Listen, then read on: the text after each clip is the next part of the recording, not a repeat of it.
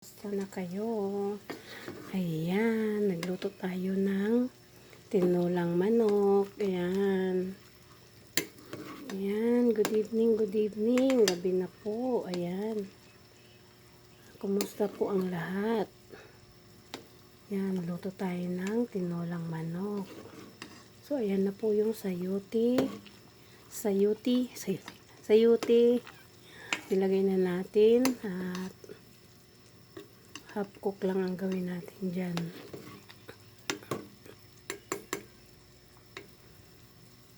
So, ayan guys. Meron tayo ditong ano ba to? Dahon ng sili. Ayan, dahon ng sili at malunggay. Ayan, pinaghalo ko na para isang ano na lang sila lutuan. Ayan, so ayan na po guys at maluluto na. Ayan, tikman na natin. Nilagyan na natin ng patis, tsaka paminta and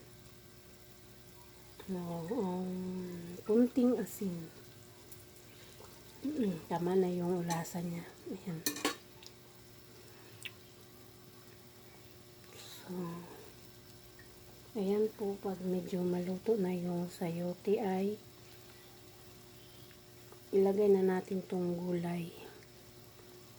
Ayan, ilalagay na natin tong gulay mamaya.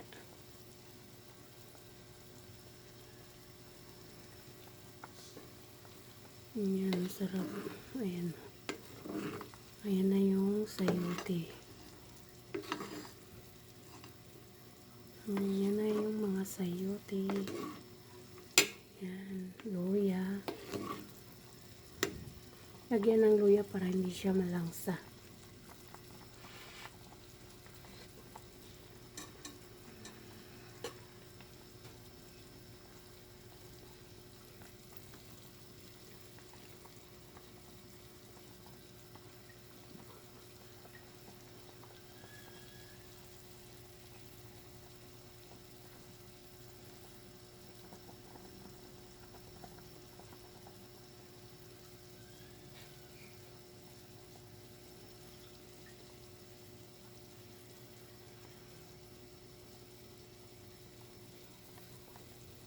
Tingnan natin.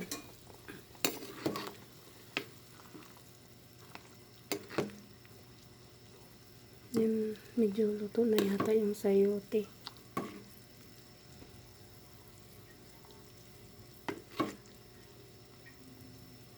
Kunti pa.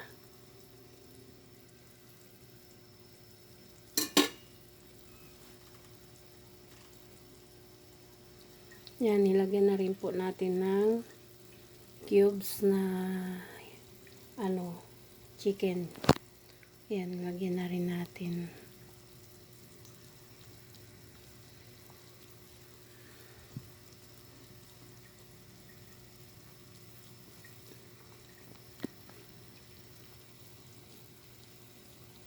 Hindi ko na tinakpan siya kasi baka ma-overcook. Ayan. Kasi medyo na rin luto na yung yung sayote. So, ayan na. At ilagay na natin to. Hinaan natin ang apoy guys. Ayan. So, ilagay na natin tong dahon. Yung sili at ang malunggay. Ayan. Diba? May bulak-bulak pa ng malunggay. Ang sarap. Ayan. Dapat half cook lang.